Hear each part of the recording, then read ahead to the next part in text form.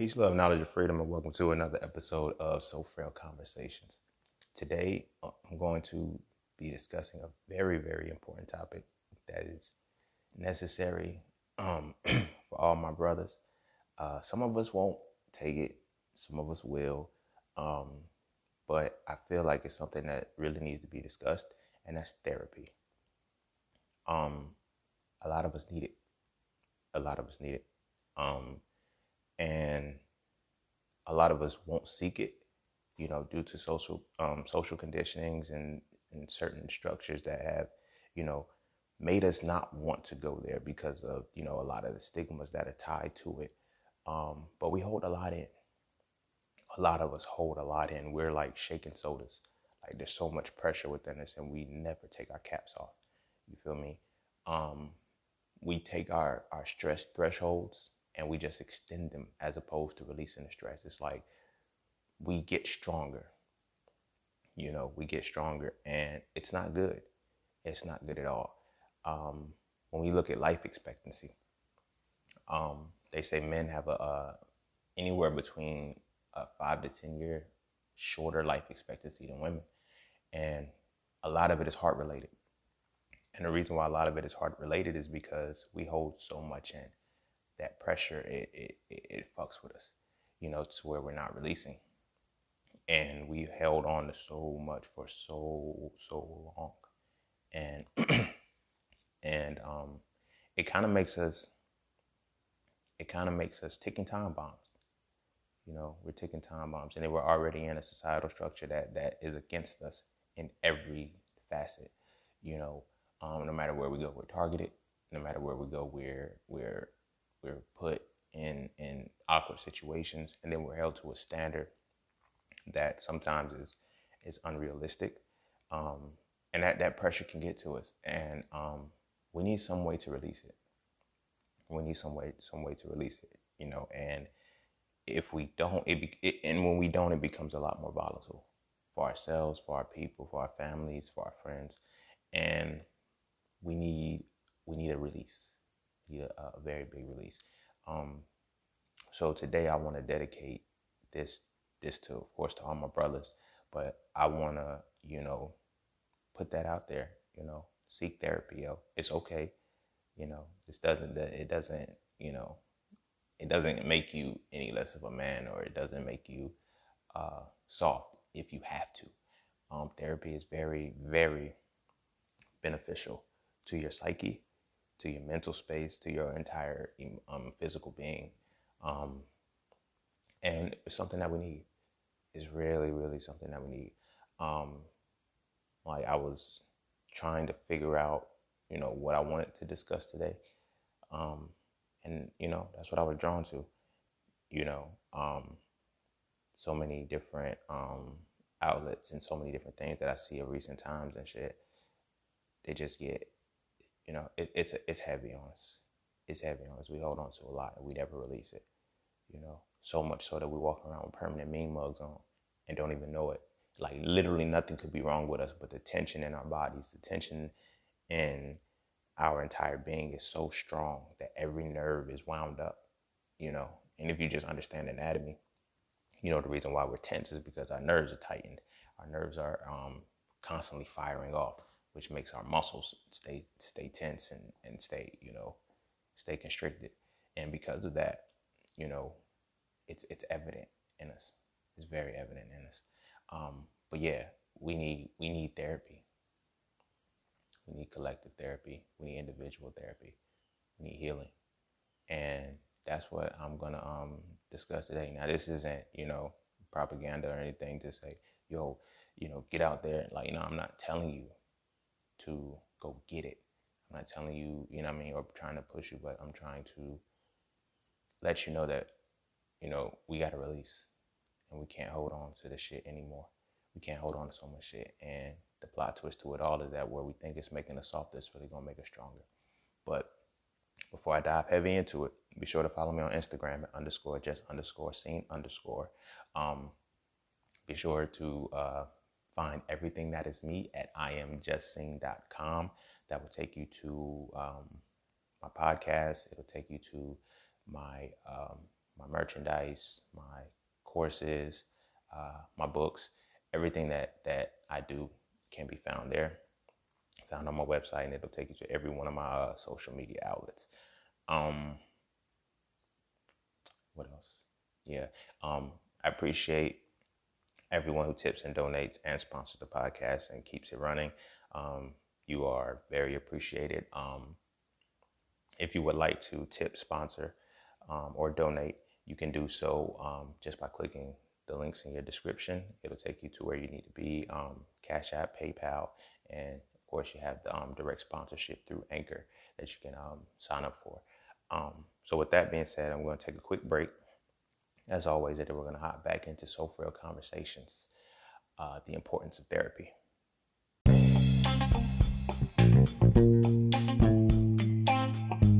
Oh yeah, and don't forget to visit IamJustSeen.com.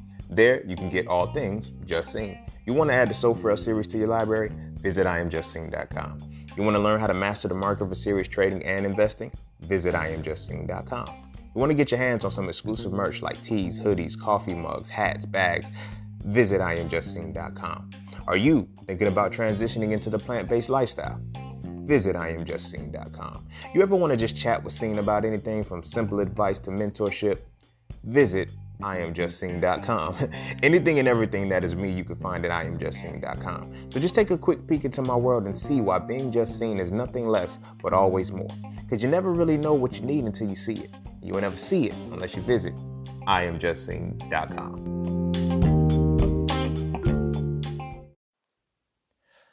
All right, welcome back. All right, so this one, I decided not to put anything into a structure for this episode. I kind of just want to quote unquote freestyle it, because I personally feel like I want to keep the right theme. Therapy isn't something that we can structure. Therapy and healing isn't something that we can structure. It's not linear.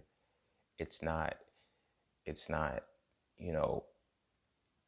easy, and it's not something that we should like try to put a structure to, because that adds a level of stress in its own. It makes us have to feel that we have to do therapy a certain way. Inner healing is not cut and dry. There's no cookie cutter for it. It's not one size fit all. You can't just say, hey, I go here and then I'm done. Nah, healing is deep. It's deep. It requires going into the root of the cause, uprooting it. Like if you want to put it to, when you're actually cutting a tree down and you want to keep it from growing, you have to uproot the tree. You have to salt the area. You have to, make sure that there's no connection to that, to where it can grow back, and that is why we need therapy. That's why we need to go to therapy. Me personally, I know this is going to seem contradictory, but it's really not. I never went to therapy.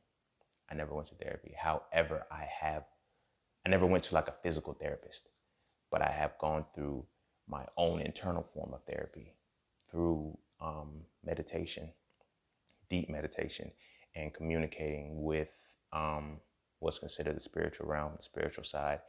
A lot of people, as somebody who has done it, who has gone into the spiritual side several times and convened with, higher energies, higher sources, I don't recommend it if you are not understanding of what that side contains. So I chose to go that route, but I did seek my own therapy. I did heal my own wounds. I did heal and go through the things that I've done, that I've gone through in life.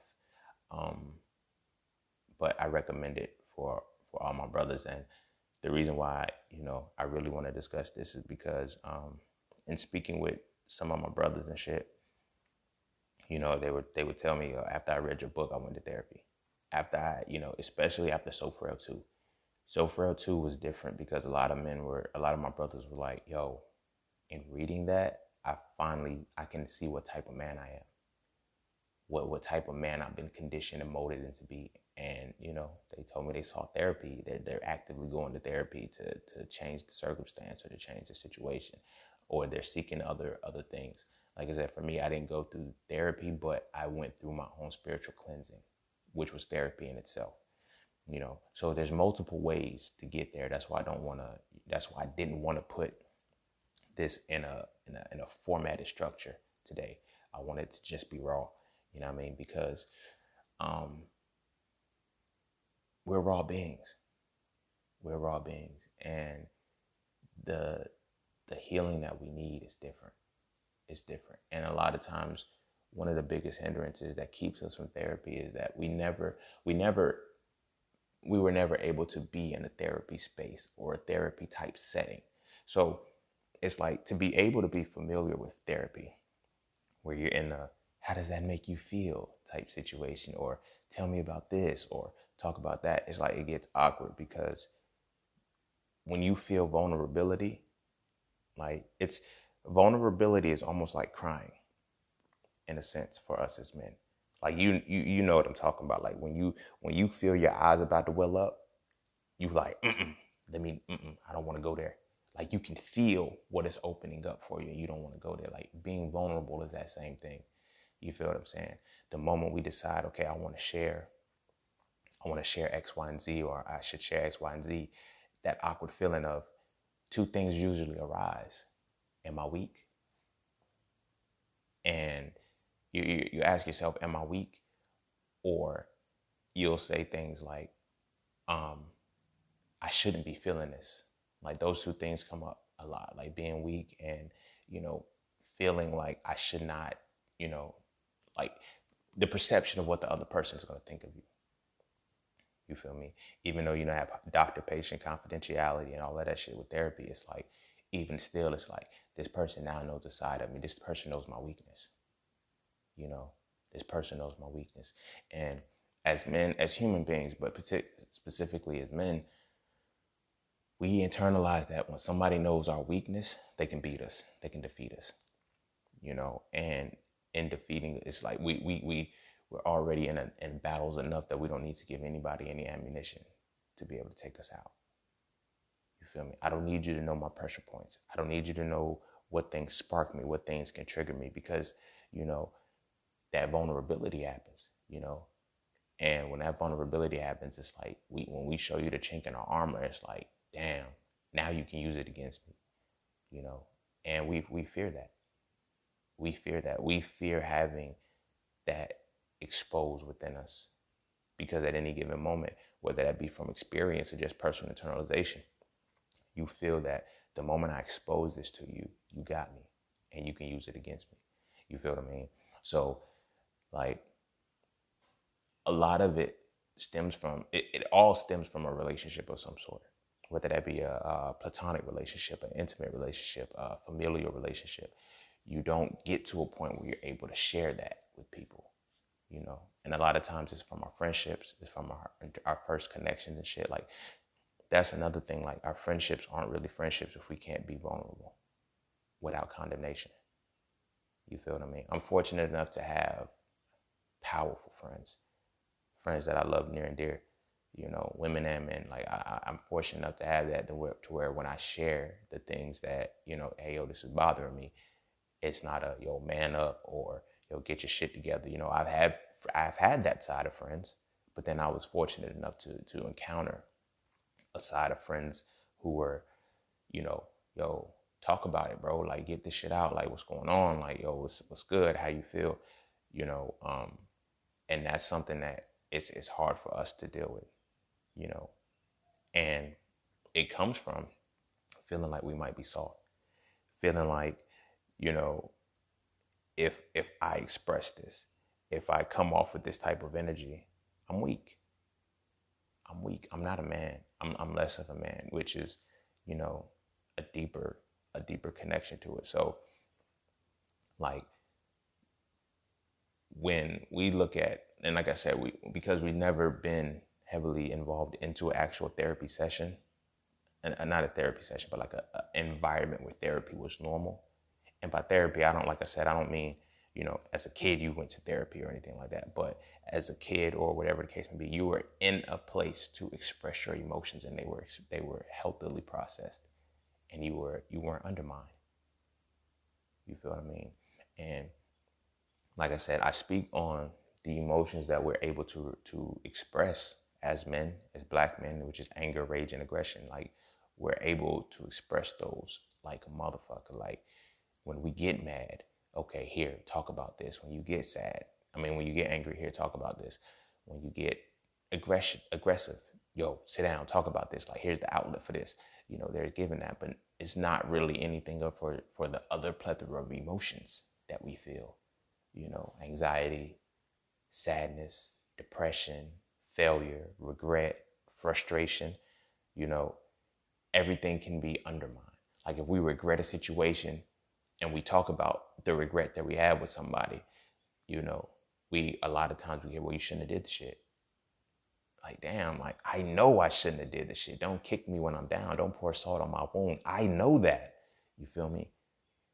So a lot of times we try to internalize that within ourselves. I ain't got no regrets. Now you just don't focus on your regrets anymore. They're still there, and they still hold a certain energy within you that makes you feel guilty about a lot of the shit that you do. Like, that's why I talk about the chakras. I have a previous episode of the chakras, and what blocks them. Like, guilt governs your it blocks your sacral chakra. You feel what I'm saying? Your sacral chakra is all about your emotions, not your emotions, your feelings. Your solar plexus is about your emotions. The emotions and feelings are slightly different. I use them interchangeably because a lot of people use them interchangeably, but feelings and emotions are two different things because there's only two emotions. The two emotions are joy and pain, and the feelings are all derivatives of those. That's why feelings are beneath emotion. But I'm gonna, just because it's just natural conditioning, that I'm gonna use those interchangeably, but understand that I will constantly correct myself and say, emotions, and this is why I say that, because emotions are just joy and pain, but the feelings are the plethora of the things I've just named, and then some, right? So our feelings, they go hand in hand with guilt. However something made you feel can determine if it makes you feel guilty for it or not. After you wrong somebody, do you feel sad? After you wrong yourself, do you feel sad? Do things just make you feel a certain type of way? And how do we process them? We usually don't. We go on, we ignore it. We condition ourselves like, yo, it shouldn't be that way. It shouldn't be that way. Like, I shouldn't be feeling this. Because, like I say, it goes back to our childhood, when we're denied being able to feel our emotions, being denied able to deal with our emotions. Like, you feel what I'm saying? And that, little subtle things like fix your face. Like, my face is transfigured this way because the emotional energy that I have is making me respond like this. So to tell me to fix my face means stop feeling what I'm feeling, as opposed to hearing what the fuck is like, because a lot of it is the direct motherfucker that's doing the shit to you. I've heard this as a kid, and I've even heard it in my older years. Like, I was talking to a woman one time. She did some stupid shit. You feel me? She did some stupid shit that pissed me off. And she didn't apologize for it. It was just, yo, fix your face. Cause when we just like, you're wrong for what you're talking about. And when she came to turn, oh yeah, I am wrong. But it was, oh, fix your face. No. Now, I'm not saying we need apologies as opposed to like a begging type thing. But now we need that rectification. You feel me? We need you to rectify the situation that you fucked up too. Whether that be, men, women, children, it don't matter. Everybody needs that apology. For the acknowledgement that, you fucked up. Don't make it seem like I need to do something because you fucked up. And then people won't apologize for it. And and even apologies are different. Even apologies are just cliche, just to keep it going. Like, one thing my big sister, she says all the time, and she be like, she says, fuck the apology if you're not apologizing for what you did. You feel what I mean? And that's why, I'm big on words. I'm big on speech. I'm big on speaking things because, when people apologize, they be like, yo, I apologize. And they leave it at that. They say, I'm sorry. And it's like, my sister hit me to that. She's like, no, you need to tell me what you're sorry for. You need to tell me what you're apologizing for. Because otherwise you're just trying to get me to shut up. And, like I said, I never went to therapy in a session, but I've interacted with people who have given me the nuggets to be in certain situations to heal. certain things. You know, my big sister is one of them, you know, and, you know, she says it all the time, you know, when you need an apology, you need them to apologize for what they did. And a lot of times people say it and they give the cliche, well, I apologize. And you can feel it. Like, you need to feel the genuine apology. And another thing about apologies, and this goes into therapy too. So my brothers, I need y'all to understand this. You don't have to accept every apology. You can thank them for apologizing. You can acknowledge their apology, but you don't have to accept it. That is a cliche thing for us, is, you know, growing up. It's like, if somebody does apologize, it's like we automatically have to say, well, I accept your apology. You don't have to. You don't have to. I want to say that now. You do not have to accept anybody's apology for what they did to you. Apology is not reconciliation. Forgiveness is not reconciliation. But I appreciate that you acknowledge how you wronged me. You know, I'll accept it, or I'll do with it what I will when the time is ready for me to. But in the space you don't have to, especially if it still bothers you. You need to heal and get over that, because a lot of us is like, apologies have been used as band-aids. You know, people have wronged us, and then it's like, you know, all right, you're like, yo, I'm sorry. For what? And then when you try to dig deeper into that, tell me what you apologizing for. Yo, I said I was sorry, and then that gets, you feel that. You know what I mean? That's how you can see this. You're not genuine in what you're saying. You're not really apologizing to me. You feel me? You're not really apologizing to me. And that keeps us from truly understanding and dealing with our emotions a lot. Because if you trigger this emotion in me, and then I express it to you, and you don't, you feel me? You just kind of, it's like you brushing it aside. All right, here's a Band-Aid, crybaby. You feel me? Here's a Band-Aid, crybaby. Stop crying. You feel what I mean? Like tears would never really flow from my face, but I used to hear it when I was a kid. Like, if I used to vent, like, yo, you pissing me off. Like, yo, stop crying. I'm not crying. I'm not crying. I'm upset. I'm not crying. I'm frustrated because of some shit that you did. And, you know, when you get to that battle so many times, it's like, fuck it. I don't want your apology. I'm gonna, you know, but I'm gonna hold this in. I'm not like, the apology serves as a catalyst to start releasing. You know, a lot of times it serves as a catalyst to start releasing. But on the other side of that, sometimes you have to just start releasing anyway, because you might not get an apology. You feel me? You might not get an apology. From my own personal perspective, my pops, I wanted an apology from him so bad. I mean, that man destroyed me. He destroyed me. I couldn't, and there's no other way to describe what he did to me. And it's like, when I wanted my apology, it was, he still made it my fault. Like, I didn't deserve an apology because he did nothing wrong. He didn't see the wrong in what he did. You know, another conversation with my sister, she was like, you know, I was a lot younger then, and I was a lot more angry this time, and I couldn't really internalize what she was saying. And I didn't want to, because I needed her to see my point, you know. And we were talking, and she was like, sometimes you just got to understand that, you know, you got to forgive people regardless. You got to forgive people regardless. I said, how can you forgive somebody who does not feel sorry for what they did? They won't even apologize for what they did, but I have to forgive them. She was like, yo, you said a mouthful. I said, I know. There's no reason to forgive him. He doesn't even want to apologize to me. He can't face. She was like, well, what if he can't face you too? I said, that's not my problem. That's not my problem that he can't apologize to me for hurting me. You feel what I mean? But it's like, it was little things that, well, it was really big things. Like, he was the first person that ever called me a nerd. And when he called me a nerd, that kind of, it fucked me up, because, you feel me? Now you're insulting my intelligence. You're showing me that my intelligence is a bad thing. You feel me? And at the time, I felt like, yo, that's all I got. Being smart is all I got. Good grades in school, that's all I got. I don't have shit else. And that doesn't even get your approval, bro.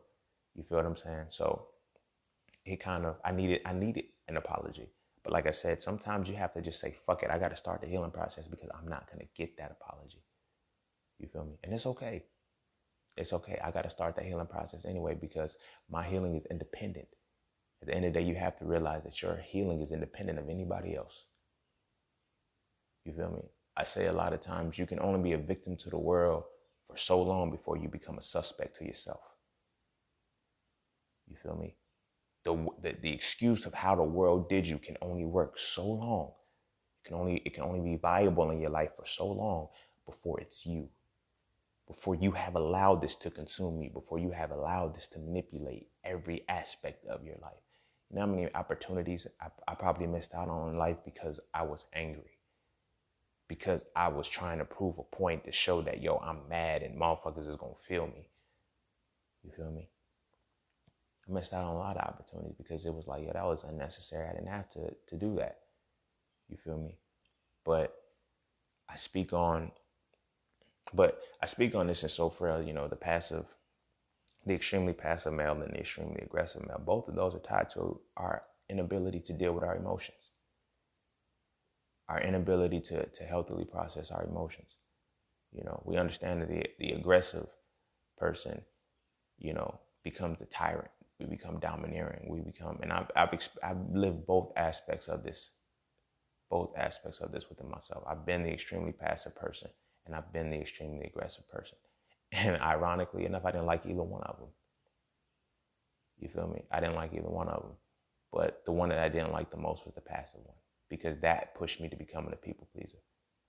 You know, but that came from having emotions denied. You know, because I don't know if it's a subconscious thing or it's just a knee-jerk reaction. Like, I start people pleasing because maybe, you know, just maybe you'll acknowledge when you're wronging me. You'll acknowledge when you're doing something to me because I'm actively trying to please you. I'm actively doing for you. And it doesn't work. It still doesn't work. Because you can't make anybody responsible for what you're feeling. They are only the catalyst for what you may feel. And the catalyst, once it serves its purpose, it's done. You know, if you study chemistry and you see a catalytic reaction, right? The catalyst literally has no function in that reaction other than to speed up the reaction. So it'll come in, do its part, and leave. That's what happens, you know. And that's all, like, this is why therapy is important, because therapy is an unattached thing. They're not healing us. They're not doing anything. They're sparking the healing within ourselves, you know, which is something that we're able to do by ourselves, you know, should we get the feeling that we need to, you know. But for a lot of us, it's like we've never been, like I said, in a safe space or in a place to be able to experience what therapy would even be like. So when we go there, it's foreign. It's like, I don't want you to tell me about my problems. I don't want you to bring up my past. I don't want you to bring me to my vulnerable state to where I could potentially cry in front of you, because it's like, now you see that, you know, now you see that within me.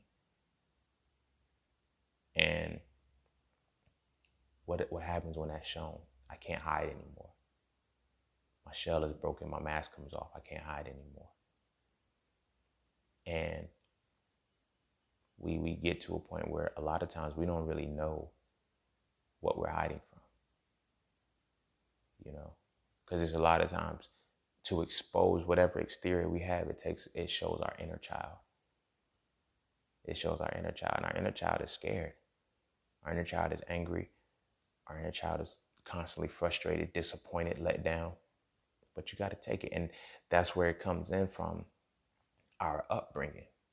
Because we have a lot of disappointments as kids.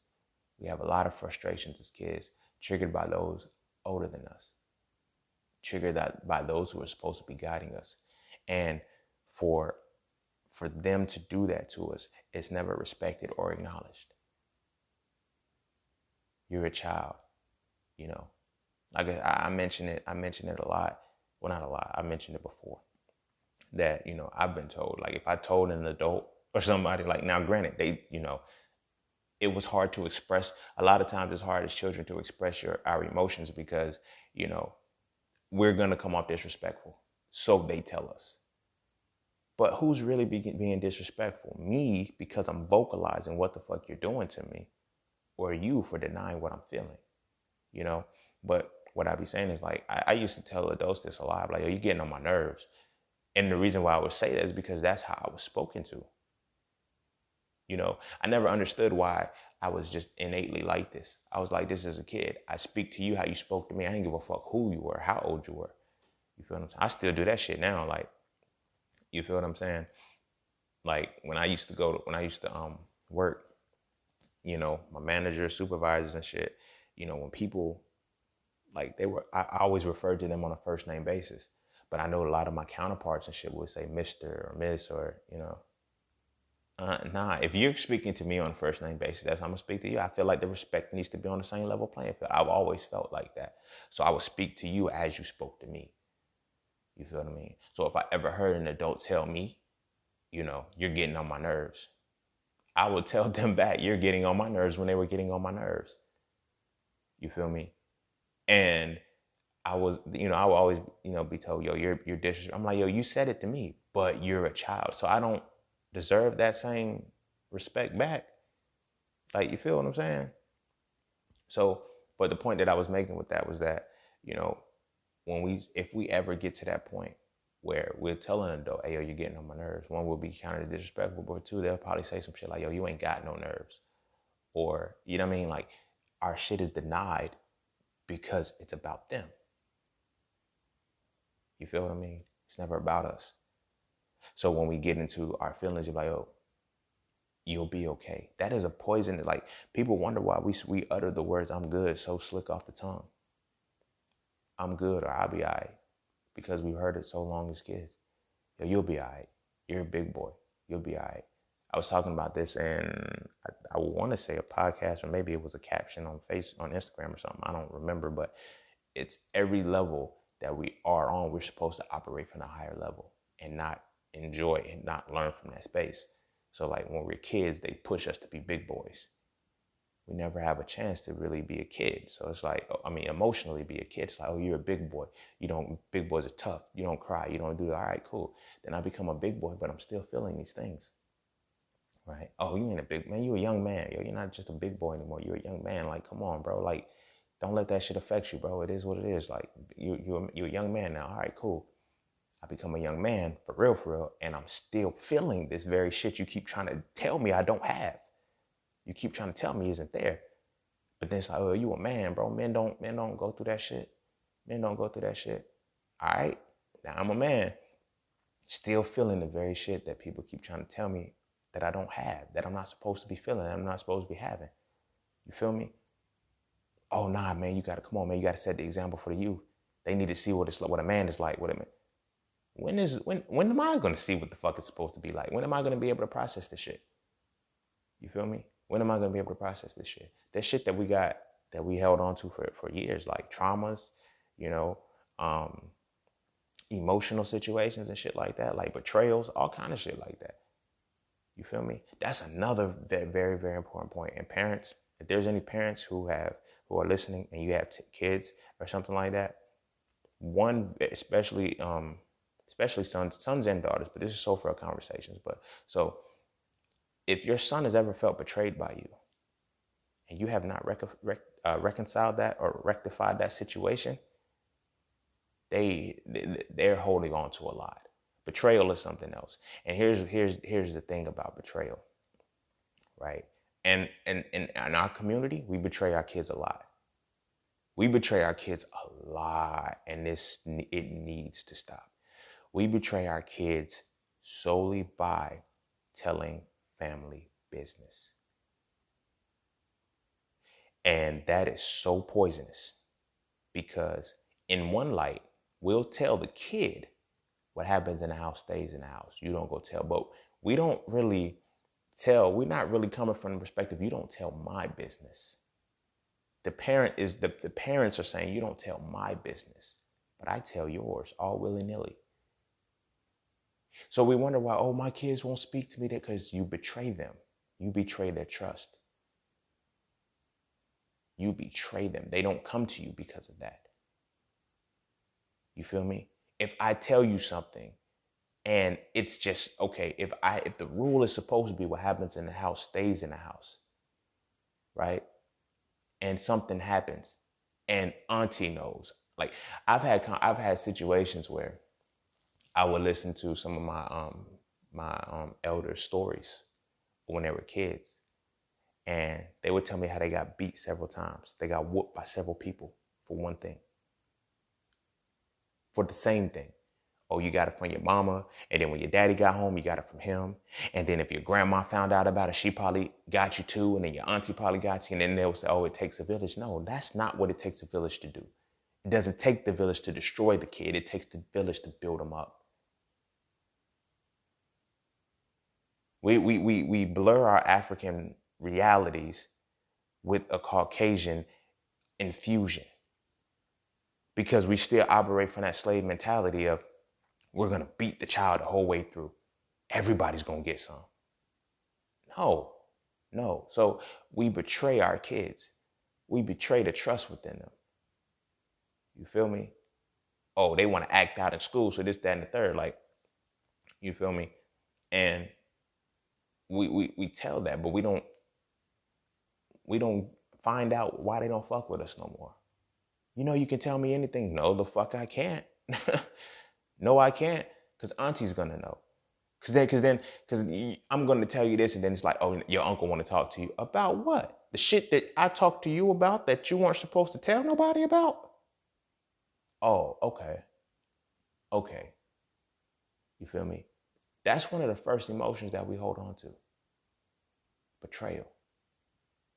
That's one of the first things we hold on to is betrayal. You know, betrayal for embarrassment. Like, that's something else too. You know, a lot of times we may have, like, this is something that's very simple, but have you ever, like, because a lot of times we get so far removed from our childhood that we don't understand that a child is experiencing the childhood. You feel me? Imagine your child peeing in the bed and, you feel me? That's an embarrassing thing, knowing that they're training and they're trying to get through it. You feel what I mean? But everybody knows. Like, he pissed in the bed again. He didn't like it. You feel me? Your child feels betrayed. Your child feels betrayed. So as men, it's like, we look at a lot of the shit that we have gone through. We look at a lot of the things that we have internalized. Now, granted, peeing in the bed is something simple. We know that. Like, but you feel what I'm saying? But in the moment, while the child is actively trying to learn to do something, you feel me? You're betraying me when you betray if you betray my trust on something simple, like when a big shit happens, I'm really not gonna fuck with you. You feel me? I'm really not gonna fuck with you. So it's like our emotional state, the reasons we need trauma, because like peeing in the bed is something simple, but there's bigger things that we feel on a regular basis. I use peeing in the bed because it's tied to the emotion of being embarrassed. You feel me? How do you deal with embarrassment? You can't. You know, we don't even know we're not even taught to deal with rejection. The reason why we're not taught to deal with rejection, you know, is because our parents never explain why it's a no. Because I said so. It's like, damn, like this shit was brought to me when I was in undergrad. I had a girlfriend who was like, you know, she told me that, she asked me, I was like, no. She was like, why? I said, because I said no. Like, really, that should have been it. Honestly, because the situation was, this is going to be some funny shit when I break this shit down and I explain it. So on the funny shit, we was in the cab eating. And she had this cake and she was like, oh my gosh, this cake is so good. She said, Ray, eat the cake. I was like, no, I don't want any. Just taste it. No. Why you won't taste it? I said no. But tell me why I don't want the cake. No. Like, you feel what I'm saying? Like, she literally legit got upset because I wouldn't eat the cake and shit. The reason why it was funny, because if you know the culture and shit, you know, eat the cake anime. And it was on some, you know, like, nah, it was really that serious for her. I just wanted, like, she really flipped out on me because I told her no and I wouldn't eat the cake. But the point that I was going with that is rejection. You know, I didn't give her a reason why. But in that regard, I didn't have to give you a reason why. I said no, motherfucker. Like, that should be it. It's just no. You feel me? But as children, when we hear no for things, we're still learning the world.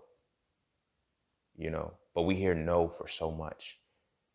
You know, no. Why? Because I said so. Then you yell and it's like just tell me. Like, we create rebellious teenagers. We create the rebellious child when we say no to them. you know, we say no to them. Do you know why they continue to go through the shit anyway? Because they need a why. If you tell me no because this series of events could happen, oh, that makes sense. I'm not going to fuck with it.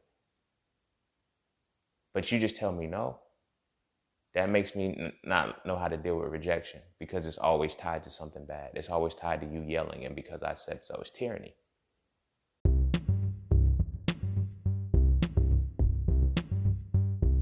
Hey, huddle up, broskies, because it's time to elevate.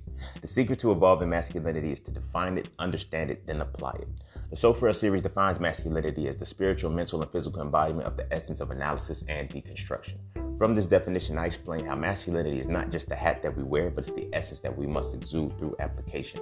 If you enjoy the So Frail conversations, why not read the books that inspired them? Visit IamJustSeen.com right now to add the So Frail series to your library to get a better understanding of what masculinity really is. I promise, after reading So Frail, you will never look at masculinity the same again. And we this human nature to overthrow tyranny. Like, because it's oppression. It's human nature to fight when you're oppressed. You feel me? Because you're going against that resistance. You feel me?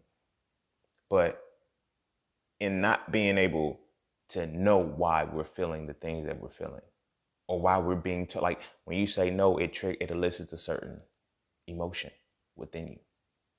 It's the feeling of rejection. It's the feeling of, of not being able to do something.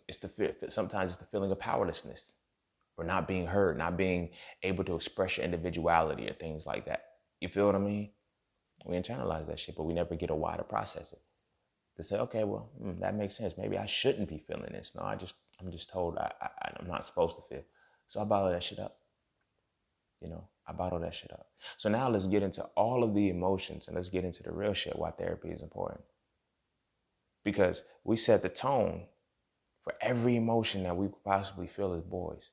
Don't feel it. We slip and fall, we get a scrape, don't feel. So we never, as children have a fanatical mind and a very imaginative mind. So they can think beyond what something really is. You feel what I mean? And they can probably they can process things from a different perspective, because we actually lose it as we get older, with certain conditionings and shit. So when a child feels something on a physical, spiritual, and there's no differentiation between that. It just hurts. I'm bothered. This could be a spiritual trigger. This could be a physical. So it's like, if I'm taught that I'm never to feel pain, I associate emotional pain, physical pain. I think they're all the same. You dig what I mean? If I can't cry from some emotional pain, I definitely can't cry from physical. I definitely can't cry from spiritual. I can't cry from any of these different types of pains. I can't feel. I'm not supposed to feel any of these pains. We create emotionally unavailable men, and they complain about emotionally unavailable men. It don't work like that. Right now, you're probably, right now you're there's a woman out there right now, and I love my sister to life, but there's a woman out there right now saying, oh my God, she's so emotionally unavailable. He doesn't connect with me. I just can't feel loved. I can't feel this. I can't feel that. Who would in the same breath see a random dude cry and be like, he's soft, or see a random dude express his emotions like, yo, you acting like a bitch right now. No, nobody want to act like a bitch. Don't nobody want to be a bitch. We don't want to be that. You feel me? We become emotionally unavailable because that's the only reality that we're allowed to deal with our emotions, be unavailable from them. I'm not going to feel this shit. I'm not going to feel these shits. So it's like, it's a double-edged sword, because to quote unquote be the man, you can't have emotions. Like I said, we condition our boys to be emotionally unavailable to where they become men. Now I have to be emotionally available for the woman, but every other aspect of my life, I need to be emotionally unavailable. Don't let that get to you. Don't put your emotions in it. No, I'm going to be the first person to say, get your emotions involved in shit. I put my emotions in everything, but understand your emotions. That's where the balance between masculine and feminine energy comes in, because your emotions need to be rationalized. You feel what I'm saying? Otherwise, what you feel will fuck you up. And it does fuck us up. You feel me? Because, like I said, we become soda bottles. I had a homie that, you know, he beat his girlfriend up, right? And it was like, damn, I felt this pain. Now, granted, I'm not condoning domestic violence in any way, shape, or form. You feel me? That's something I don't do. That's something I don't do. It's something I don't condone. I was 15 at the time when I witnessed this, but I understood where he was coming from. We were literally driving and we seen her at the ATM with the man she was cheating on him with. And it's like he had been in jail or whatnot. And, you know, jail story, when you go there, he was like, yo, man, I told him while he was locked up, I was like, yo, bro, your girl cheating on you. Like, leave her alone. He's like, nah, man, I can't do nothing while I'm in there, man. Don't tell me that. All right. That's how y'all niggas be. That's how y'all be. Y'all go to, like, y'all don't want to hear the truth. You feel what I'm saying? Well, I can't, like, don't tell me that I'm going crazy while I'm already in here. I'm telling you the fucking truth. So then you're going to get out. I'm like, why didn't nobody tell me? Bitch, I told you. You needed to know what you need to be prepared for. You feel what I'm saying?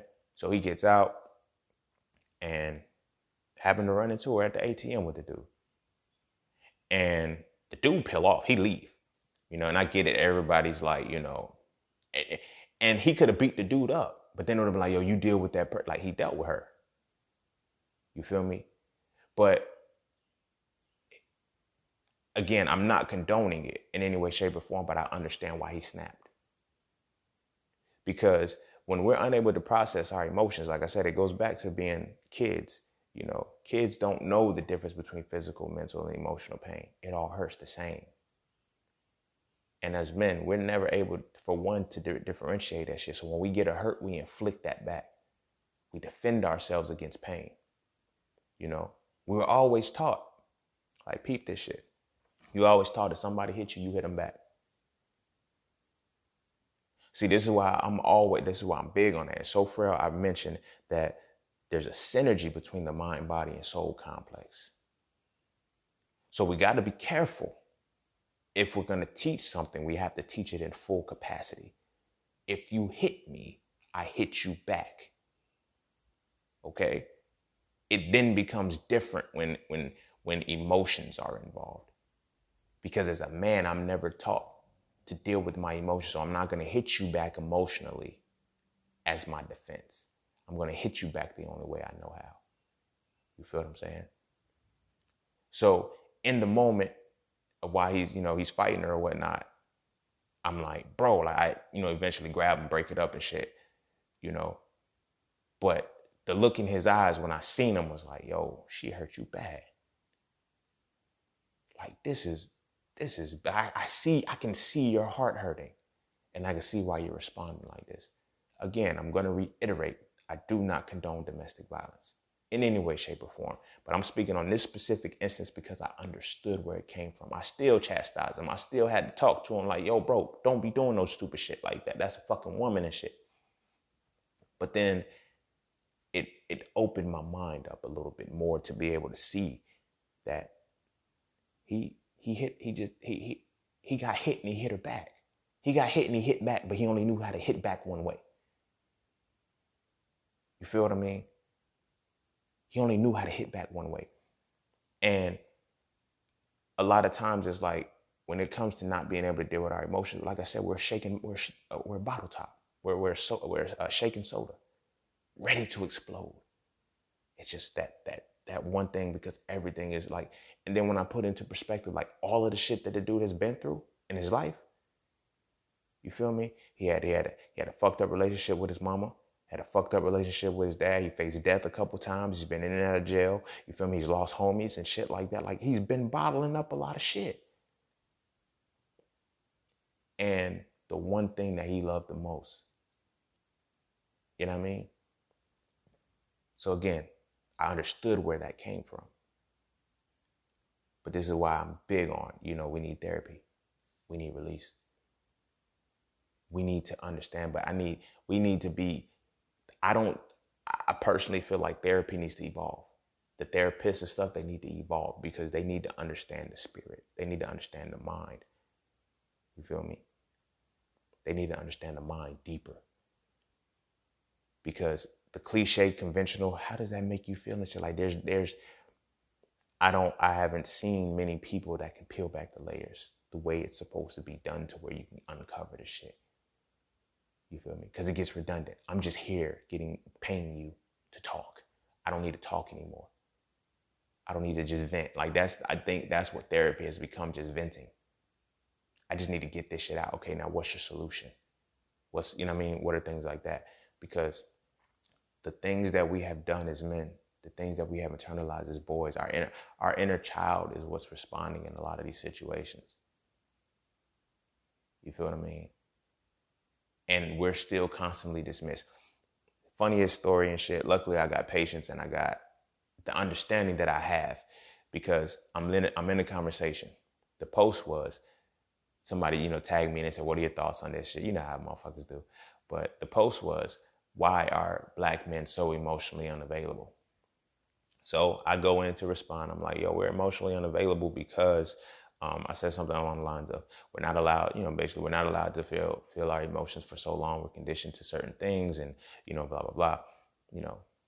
I don't remember exactly what I said, but, in one light, the question was, why are black men emotionally unavailable? And what can we do to start changing this? Because we need to change the circumstance. All right, cool. So I'm telling them, okay, look, we got to go to childhood. There's different things that goes into it, why we're emotionally unavailable because of this, that, and the third and shit. I was like, we need to be able to go to the roots and shit. And it's like, as men, we don't have outlets like women have to where, you guys can have a sister circle. We can't have that without, being, criticize your man up and all of this shit. So one woman responds with, "Well, that means you need better friends if your homies are going to come at you a different type of way." I was like, yo, we create relationships based off our familial upbringing. I said, the first time we've ever heard to man up for dealing with emotions was in our household.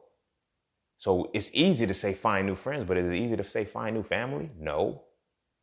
You feel me? So then she goes into, well, at some point, you're just going to have to, let it, what happened to your childhood. I said, see, that's the problem. Right? You see, I'm like, are you seeing what's really playing out right now?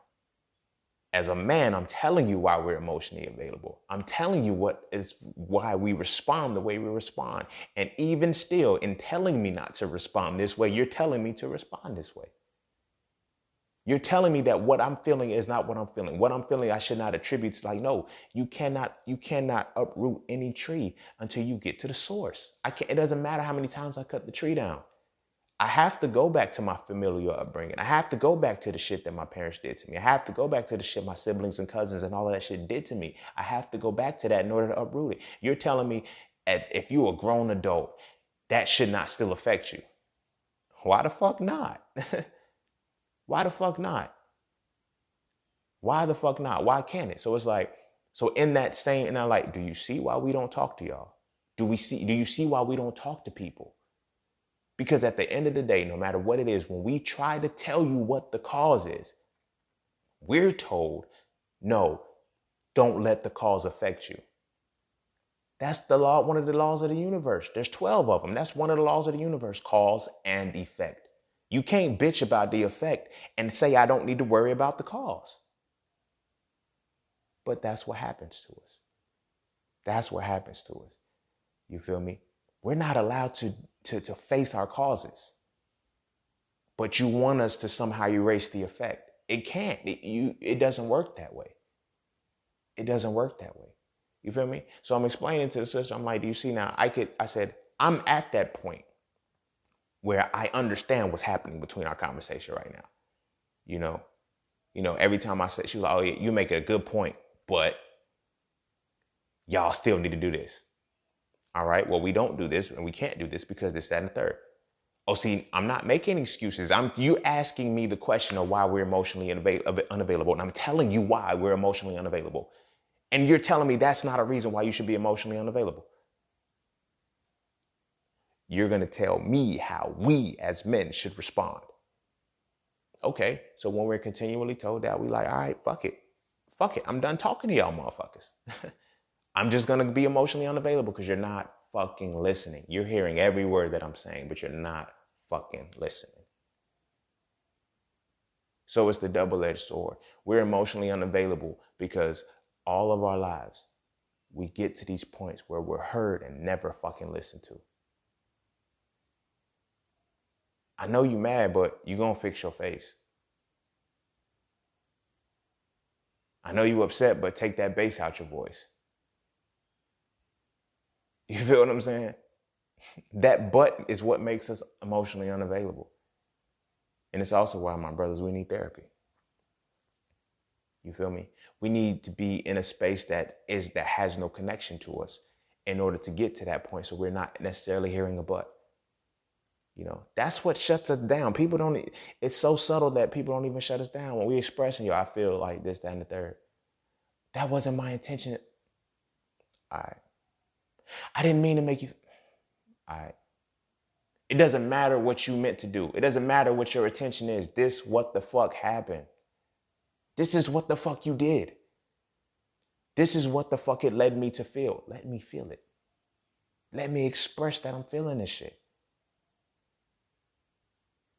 You feel me? Our initial connection to the ability to be in a space of therapy is gone. That's why we can't really fuck with therapy like that.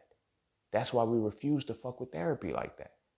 Because it's like, man, I'm gonna get in this motherfucker, and this is like, you know, and then like, let's say you couples therapy. I know a lot of dudes who won't go to couples therapy because like they only gonna be on her side.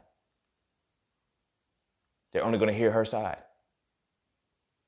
The reason why they always hear her side is because therapy is rooted from emotion. She's going to express her emotional side more. We're not going to express our emotional side. But when we do finally express our emotional side, but what about my emotions? What about my emotions? What about how your emotions triggered my emotions? Like, in some way, shape, or form, we constantly deal with the battle that our emotions aren't valid. Somebody else's emotions are more important than ours. Somebody else's emotions are supposed to be considered far before ours are. So when that happens, we become the emotionally unavailable motherfucker. It's like, all right, fuck it. It's like nobody cares. You feel me? You know, 50 Cent got a song, I think it's called Lights on the Line. And the intro to the song is like, nobody likes me, but that's okay, because I don't like y'all anyway. So I got a homie. When that album came out, like, he used to sing that shit all the time.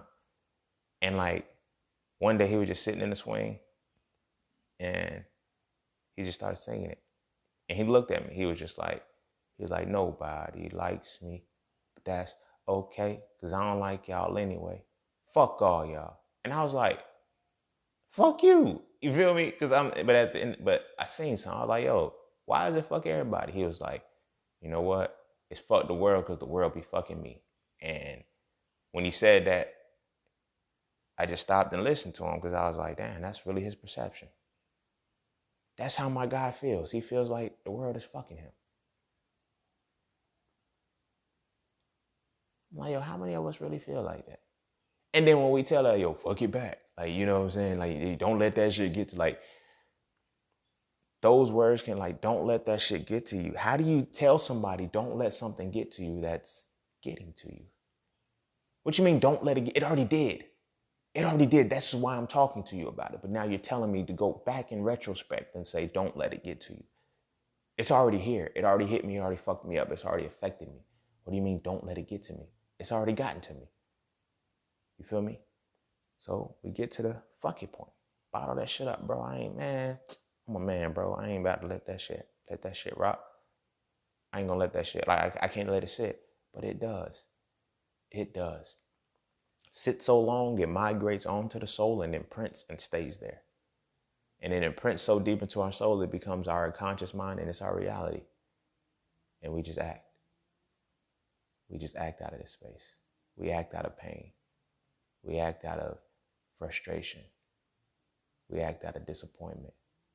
We act out of rage. We act out of intimidation. We act out of fear. Every emotion that we are never able to process, we're going to act out at. We're going to act it out. You feel me? And the emotions that they teach us that we don't have to suppress anymore, you're going to feel them.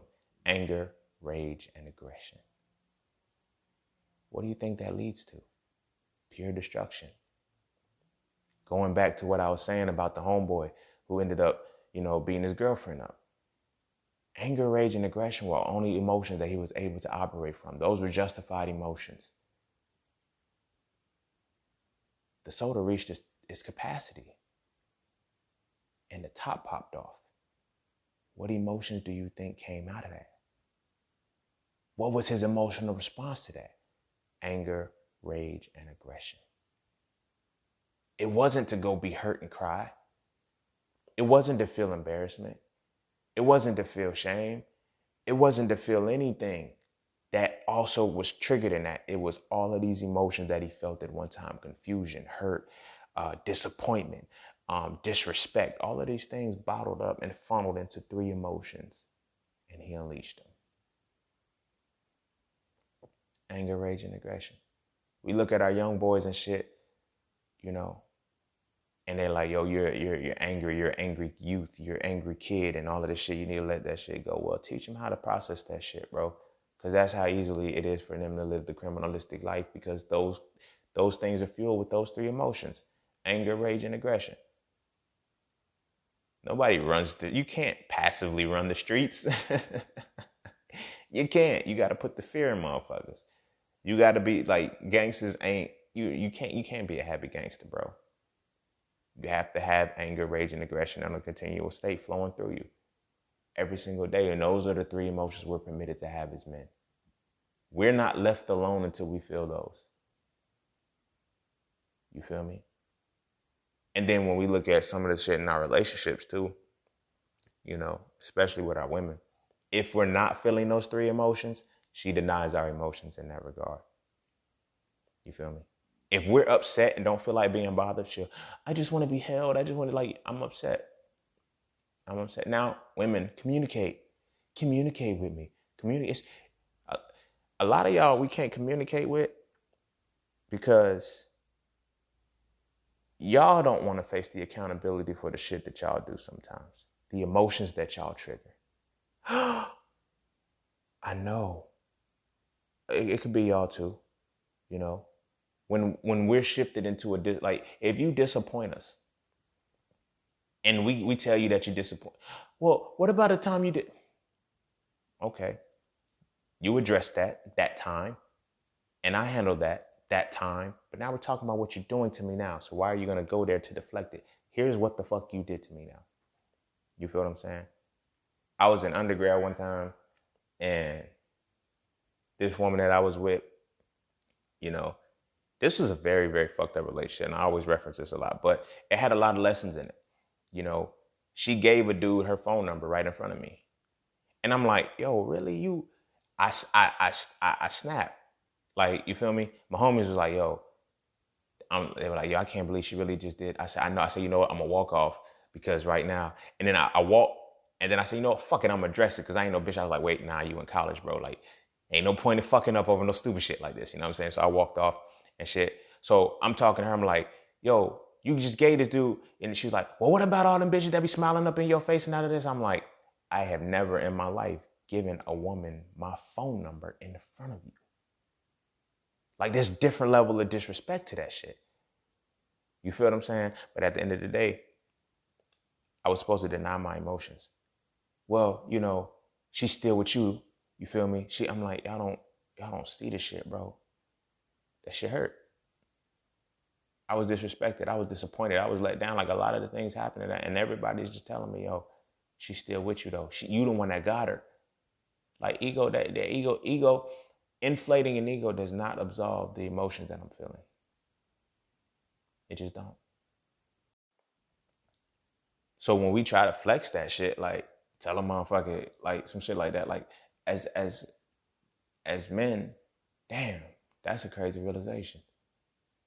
Because a lot of times, you know what? Damn, that's just crazy. When we look at it, a lot of women, a lot of people say don't inflate a man's ego, right? But it's ego inflation that channels us to not deal with our emotions. Here's what I mean by that. It's going to go back to the thing that I was talking about the big boy and shit. You feel what I'm saying? When I'm feeling something, they say, oh, yo, you're a big boy now. You're not a kid, you're a big boy now. You're inflating my ego. When I'm that big boy and I'm feeling these emotions still, you say, oh, yo, you're a young man. Don't feel that shit. So people say we don't need our egos inflated, but then they inflate our egos when we feel something to keep us from feeling the shit. And I don't even think many people have registered that shit. Like, it literally just aha moment me right now. Like, damn. Everybody, a woman says, I'm not going to inflate your ego. Well, are you willing to deal with my emotions? Are you willing to face me when I'm in my emotional state? Because now that I think about it, when we go back to our childhood, when we go back to those points, every time our emotions were involved, our egos were inflated to absorb, to make the emotion subside. If I'm angry with a motherfucker and I want to slap the shit out of him, yo, be the bigger person. You're the bigger person here. Why you gonna let that little petty shit get to you? You inflated my ego. Damn. That shit different. That shit different. But damn, that shit different as fuck. How many times have we been in those situations? Like, what if a lot of the situation, what if this is, and this might be tied into why we don't go to therapy. Therapy doesn't inflate our ego. We have been conditioned to have our ego inflated whenever our emotions are triggered and involved. Therapy is not going to inflate our egos. It's going to make us deal with the shit. You feel me? When I'm angry and I'm upset and I'm ready to fight, I can be told that, yo, you're the bigger person. You're inflating my motherfucking ego. When I'm disappointed and shit, oh, yo, you're above that. We gotta, when they go low, we go high. That shit's beneath you. You feel me? You're a big boy. Big boys don't cry. Don't cry. Like, you know what I'm saying? You're not hurt. You're all right. You'll be all right. You're inflating my ego. You're inflating my motherfucking ego. So now when I'm in a therapy session, when I want to come into a therapy session and actually sit and talk, there's no inflation of my ego. When I express these emotions, there's no motherfucking body to tell me, oh, it's, you're bigger than that. You're better than that. You shouldn't even be feeling that. It's like, nah, bro. Like, that shit hurts you. Now peel back the layers of that motherfucker. Go deeper into it. The ego isn't there to be inflated. The ego is not inflated. And when I really consider the emotional shit that a lot of my brothers did, that I've done, it was ego-based to get over it. You feel me? When I first got, my heart broken, my homies didn't sit there and console me. I didn't want them to. I wasn't like I was built like that. Like, yo, console me, bro, I'm hurt. But it was on some, literally, they inflated my ego to get over it. Man, all these hoes out here, motherfucker, they been waiting on you anyway, man. Go fuck these bitches, bro. You know what? You right. I ain't hurt. All these bitches that want me now, like, yo, I'm about to go, man. Inflated my ego. Now, luckily I had to balance. You know what I'm saying? Because I had my homegirls who would be like, Ray, calm down. Take some time. Like, you're hurt. Like, nah, fuck that. I ain't hurt, man. Yo, I'm about to get this one. She been checking out for me too and all of that. And my homeboys, they inflating my ego. You're hurt. You're hurting. But go deal with these other women right now because they've been waiting for you. They've been wanting you anyway. Now, I listen to the homies. At first, I listened to my homies at first, my male homies, because I was like, you know what? Because I was in a relationship from my 9th grade year to my 11th grade year. 9th grade to 11th, my freshman year to my junior year. I was in high school. But, so yeah, I missed the freshman flings I could have had, and they were throwing it. I missed the sophomore flings I could have had, and they were throwing it. I missed the junior flings I was going to have. So I was like, let me condense all of this shit into my senior year. And I kind of did. If you're listening to this and you got caught up in that rapture, I apologize. I really do. I really do. I was not supposed to, like, I'm not going to play that. It wasn't my intention to do you like that. I was hurting and I did the shit. So if you're listening to this shit and you got caught up in that, forgive me. Yeah, forgive me. Like, it was a span and I apologize. I do. I was listening to the wrong motherfuckers. But then I started to see and I started to change and shit. And, I realized I had to deal with that. Like, that goes hand in hand. When it's time for us to to deal with our emotions, therapy doesn't work because we have not acknowledged that therapy doesn't inflate our egos. We don't go to therapy because it doesn't inflate our egos. It puts shit on the table. It allows the shit to be put on the table to deal with, as opposed to, yo, you're good. Like all of our lives as men, as boys, when our emotions were involved, our egos were inflated. It's damn near 1-to-1. It's damn near 1-to-1. Think about that. Like, think about your brothers. You know, if my sisters are listening, think about your brothers. Think about, you know, the men around you, your cousins and shit. Think about when motherfucking emotions hit, how were they responded to? Our egos, like almost 90% of us, our egos were inflated the moment we felt an emotion. Our egos were inflated. And I'm specifically speaking on the negative emotions. Hell, even the positive ones. You feel me? Think about when we got on the fly outfit. You feel me? Or when we actually living our lives the way we're supposed to. In our emotion, we content, we elated and shit, and they can see it in our face and shit. What our brothers say to us and shit. Yo, I'm trying to get like you. Nah, man, I'm trying to get like you. It's ego inflation. You feel me? A lot of it is ego inflation when we feel emotion. Damn. That's some powerful shit, because that makes therapy hard to go to. That makes healing hard to do. That makes going through the motions and going through the necessary steps to heal and process and elevate ourselves hard to do. You feel what I mean?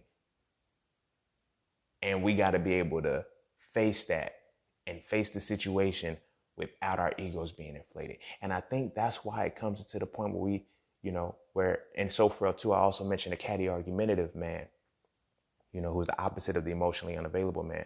The catty argumentative man tends to argue with women. And it's like, when we meet those women who want us to deal with our emotions and face them, they get frustrated when we're not dealing. They don't inflate our egos when we're emotional. We argue. We're going to bump heads because that's, you know, it's toxic femininity and all of that shit. You got to read the book to understand what I'm talking about with that. But if our egos aren't inflated, they a hater. If you trigger my negative emotion and the healing of it, you hating on me.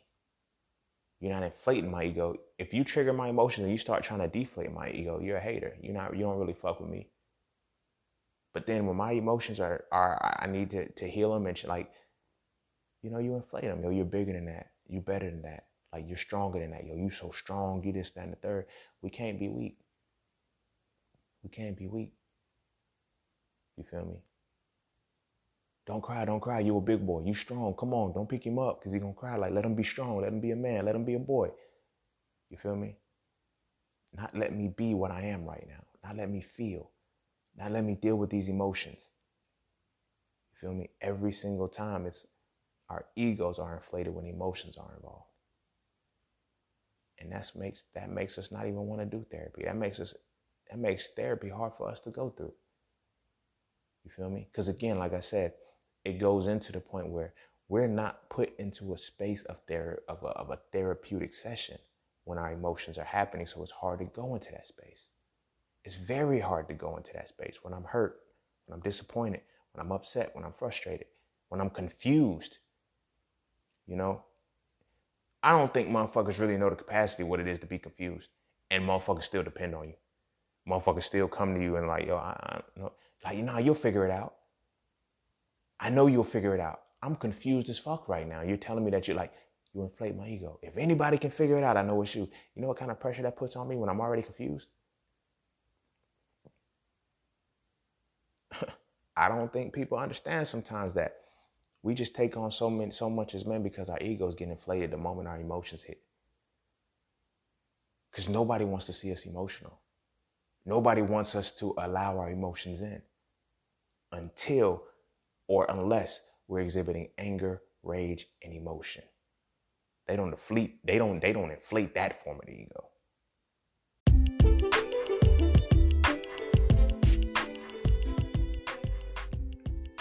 And don't forget to take a moment to go get your exclusive merchandise from Just Scenes merch.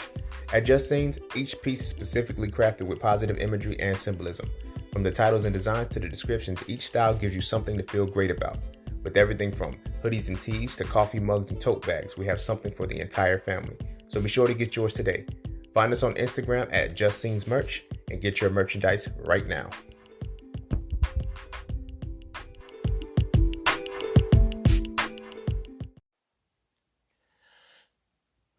But yeah, I'm gonna go ahead and start trying to wrap this one up. Yeah, they don't. Uh, we need therapy, yo. We collectively need therapy. You may not necessarily need therapy, but you need a safe space where you can go and talk to. You need a safe space where you can go and talk about your emotions and, fill it out. Fill it out. Let your emotions be expressed without your ego being inflated to deflect and to undermine what you're feeling. You're feeling it. You're feeling it. You can't learn to channel your emotions into something greater until you know how to use your emotions. You feel what I mean? If all I know how to do with my emotions is negative shit, I'm gonna be greater at doing negative shit. You feel me? I hear a lot of times, a man who can channel his emotions into something is gonna be great. Like, yo, he has to know how to channel those emotions healthily. As men, my brothers, yo, there's nothing wrong with getting therapy. There's nothing wrong with that. One thing we have to do is learn to be honest. This is all throat chakra energy. Throat chakra is blocked by lies. See, lies have multiple things. People think a lie is just 100% deception. No, there's lies that you hear, there's lies that you speak, and then there's words that you keep to yourself. Those are forms of lies because you're living and carrying yourself in a way that is not conducive to what you really want to say and what you really want to speak. So by the time our truth comes out, it's bad. Because like I said, when you talk about, emotions are going to, fuel you to do great things, they will. But if all I have is negative emotions, let's say the great thing that I'm doing is speaking, guess what I'm going to speak about? Guess what's going to come out of my mouth? This is why women be like, yo, this is how you always felt. I'm going to say something I'm going to regret. But you said something you meant. You know why? Because you've never been able to talk about the little shit in doses. You've never been able to discuss the little problems in doses. So when it gets to that point where it's just like, oh, so you really gonna unload on me like that? Here's what the fuck I put up and I tolerate from you. You feel like that? Yes, motherfucker, I feel like that. Baby, I'm sorry, I ain't mean it. I was just angry. I was at anger, rage, and aggression. Do you see? And we get the pass for that because you just said that because you were mad. You said that because no, I said it because I meant it. I said it because I meant it and I got tired of you bitching about dumb shit and denying me of my emotions. So here's the emotions that you're allowing me to feel. Okay, I'm going to filter all that I have through one of those emotions and I'm going to let you have it. I think your eyebrows are crooked right now. I think you need to take them funky ass eyelashes off. We're going to start to say some shit like that because we feel a certain way. But it's like, you told me it was on. Yeah, I did. Throat chakra, lies. You know why you can't communicate your truth? Because you can't communicate your emotions. So when it's time to act, all of that shit comes out at one time.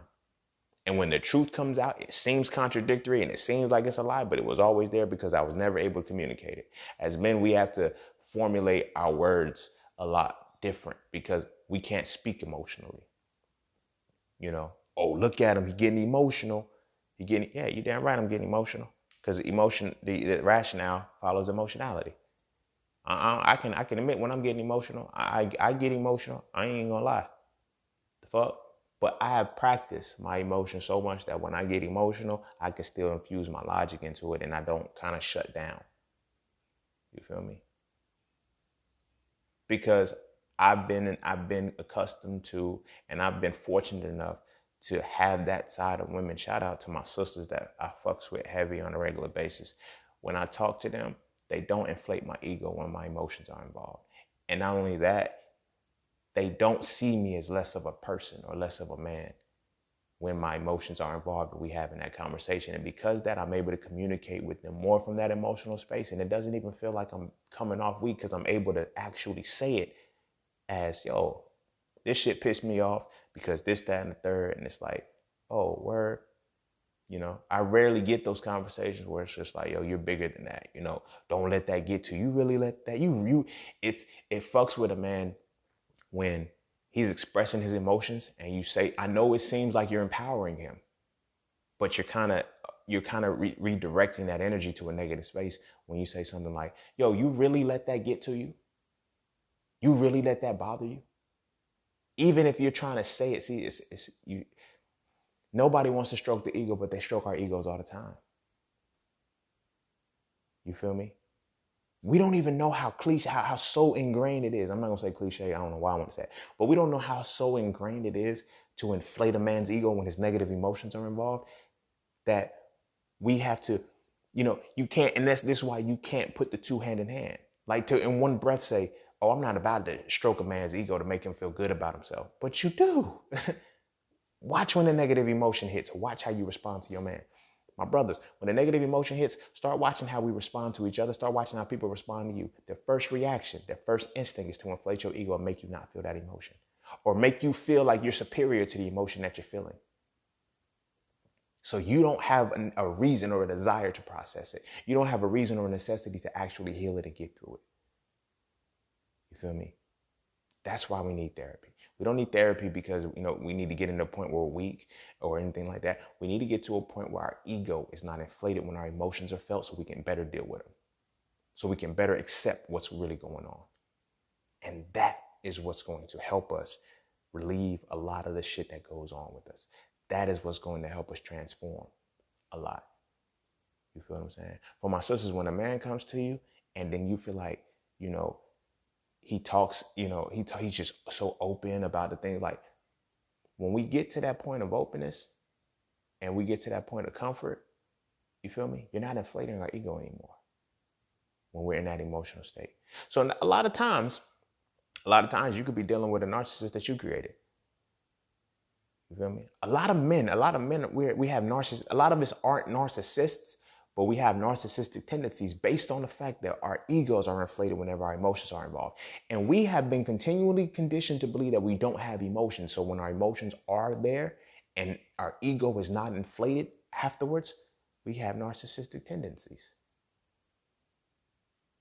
Very narcissistic tendencies. Case in point, if we get rejected by a woman, we cuss her out and say she's not even worth it because we have to, we're used to ego inflation when negative emotions hit. You feel what I mean? The shit's deep. Like you can literally say, "Hey, what's up, beautiful? Can I want to say, oh, I have a man on the what? Well, fuck you then, bitch. You ain't that cute anyway." You have to inflate your ego to offset that negative emotion. You feel how where I'm coming with that? This is why therapy is important, because we have to get to a medium where we're not inflating the ego when we have emotions that we're dealing with. You feel me? I remember one time I got this phone number from a woman and shit. Well, I didn't get the phone number because I turned it down after I asked for it. Now, here's why I turned it down. Because I approached her and she's like, I'm not interested. I got a man and everything like that. I said, cool. I respect that. Have a good day. And she was like, you know what? That deserves the number. I said, what? What do you mean? She said, quote unquote, it was kind of a test to see how I was going to respond. I said, well, I guess you failed the test because it's like, I mean, it is what it is. Well, nah, because most men do. All right, cool. I get that. Now you have just learned, whatever test you were supposed to learn, that all men aren't the same. All men aren't going to respond to you a certain way. Oh, so now you really don't want the number anymore? No. You told me you're not interested. I'm on to the next now. Like, you're not interested. Keep that same energy. Stay not interested. Don't be interested all of a sudden because I'm now in that space. But that conditioning of, men are going to respond a certain way. That's why we respond that way. Because we never taught, when I was young, I didn't have that conversation, of how to deal with a rejection if a woman don't want you. You feel me? I grew up seeing the instances where my brothers, my big homies and shit, they was cussing chicks out, but they were also cussing chicks out on the strength that they rarely got turned down. And they had put this thing in my mind where, they quote unquote, their game was so tight that they can be bummy and get numbers. And my big homie, he always told me that. He said, yo, if you can't get her when you bummy, then you don't want her.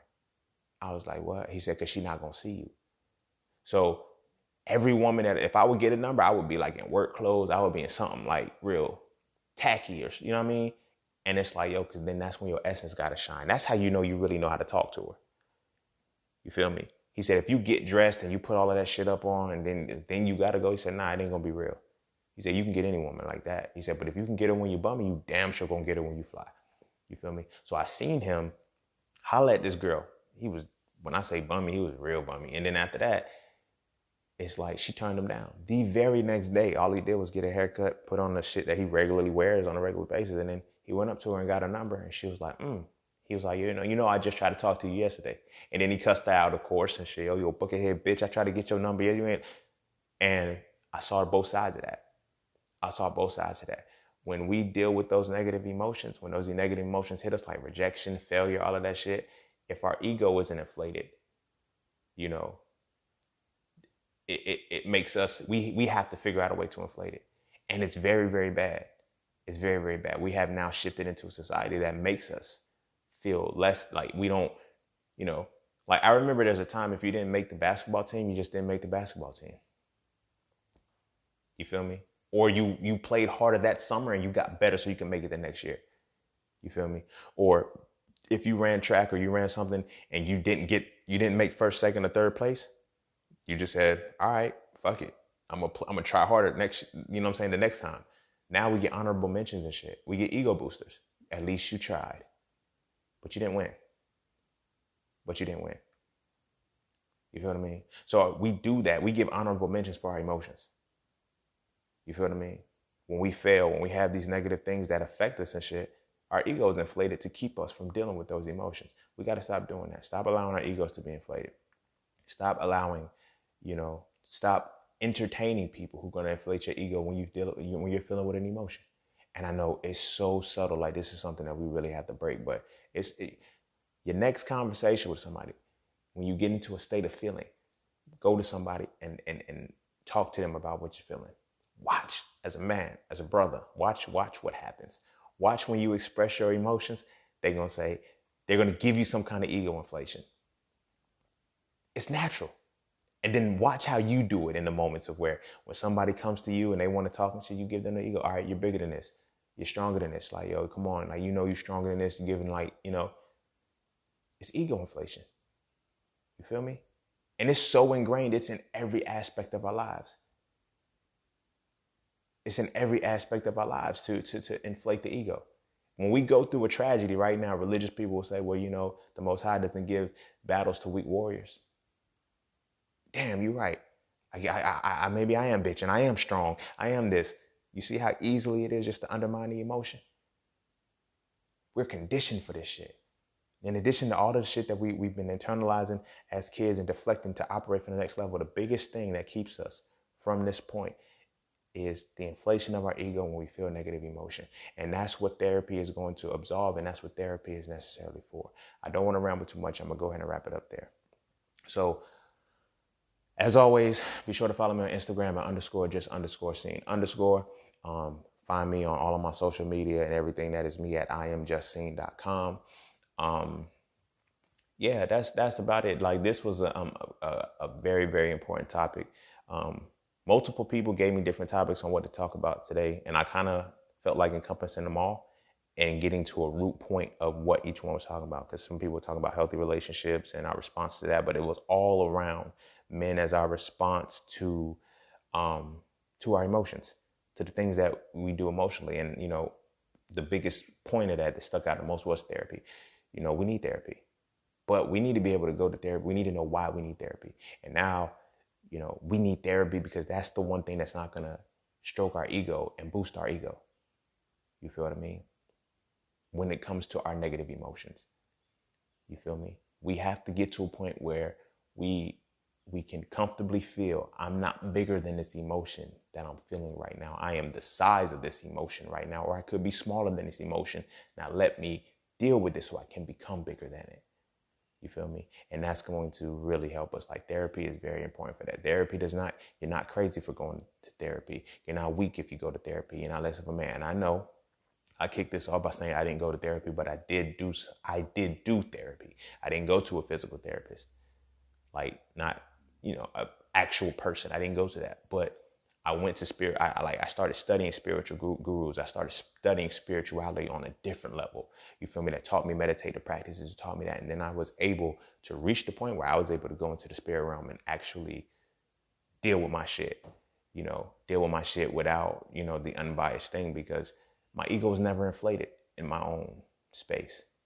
When I connected to my guides, when I connected to my ancestors, when I connected to those energies, they never inflated my ego. That's how I was able to get through and deal with a lot of shit that I was able to deal with. Heal all of my blockages and shit that was there. So seek therapy. Seek therapy. Please, please, please seek therapy in some way, shape, or form. Don't rely on your woman to be your therapist. All right. I know, we want her to be our peace and shit, but we have to realize that in being the peace, it is not stroking the ego. So you see how those two things go hand in hand. You feel what I'm saying? Don't stroke my ego. Like, we want a woman to be our peace, but we do it in light of them being able to stroke our ego, because that's what we're conditioned to when we come to the negative emotions, which triggers chaos, and peace and chaos are opposites. So with that being said, I'm going to wrap up there. My brothers, go get some therapy, bro. It's okay. It's okay. It's all right to do that. It's all right to communicate your emotions and, start being open. Because I can guarantee you, when you start to utilize your emotions more, your rationale strengthens. When your rationale strengthens, your masculinity increases. And I'm telling you, yo, you do some phenomenal shit, bro. I'm living proof to it. As modest as I can, bro. I tap into this shit. It wasn't until I mastered my feminine essence that I was able to perfect my masculine essence. And then I was able to do, a lot of shit that I do. And then it never took me away from it shit. I thought it was going to make me start getting in touch with your feminine side. It's going to make, getting in touch with your feminine side is going to make your masculine powerful as fuck. I promise you. But it's going to start with being able to go to therapy. It's going to start with being able to understand your emotions and be able to deal with your emotions and not have your ego inflated. And I'm not going to talk too much more of that. I already gave my plugs. Be sure to kiss your babies. Make sure they eat their vegetables. And my brothers, I love you.